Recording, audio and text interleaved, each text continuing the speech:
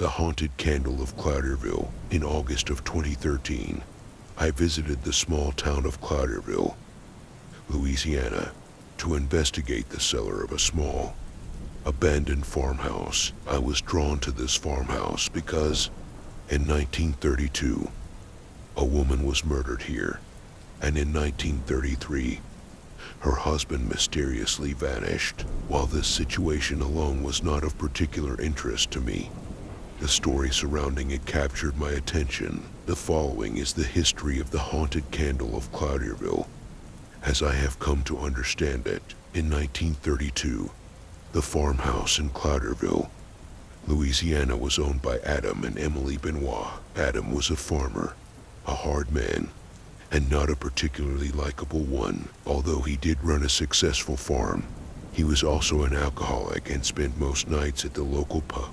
Emily, his wife, was a quiet woman who did not have any social ties and spent all her time at home, alone. In June of 1932, Emily was found murdered in the cellar of her home. Police records state that she had been struck from behind by a blunt object.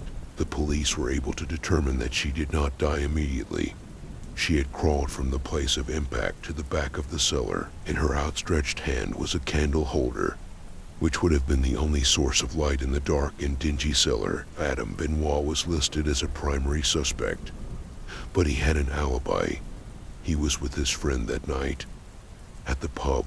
This friend was a local drunkard with a less than stellar reputation, but Adam's alibi was accepted, and the murder of Emily Benoit, to this day, remains unsolved. Early in February of 1933, Adam Benoit was reported missing. He had not been seen at the pub for several days, and this was out of the ordinary for the recent widower. Police investigation led to the cellar in which Emily had been murdered. The investigating officer wrote that he heard a man sobbing, but he found the cellar empty. The only sign that anyone had been there was a single candle burning against the back wall. The officer wrote that, upon extinguishing the candle, the sobbing faded. The officer also found the word "alone" had been carved into the wall. The whereabouts of Adam Benoit went unsolved. He was never seen again. The following year, in 1934, the farmhouse was purchased by a man named John Morrill. When he was not seen or heard from for several weeks,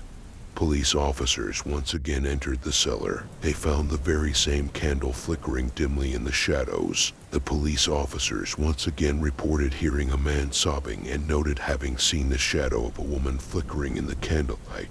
When the candle was extinguished, the voices stopped, and the woman disappeared. Written on the wall were the words, "Alone, alone, alone." John Morrill was never seen or heard from again, and the farmhouse, to this day still in his name, fell into disrepair. When I visited the farmhouse in 2013, I had every intention of exploring the cellar. The building had long been abandoned, so I broke the cellar lock and cautiously went inside. I found the room untouched. Dusty wine bottles filled the shelves, and rusty old tools were piled in the corner. At the back of the cellar, I found a candle, covered in dust and burned almost to the end. All over the cellar, I found one word, written over and over and over, across the walls, across the ceiling, across the shelves.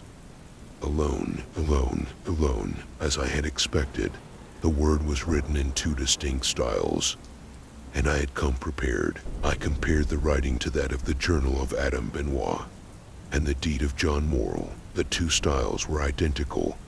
This was the writing of the two men. In my curiosity, I lit the candle, softly at first, and then louder.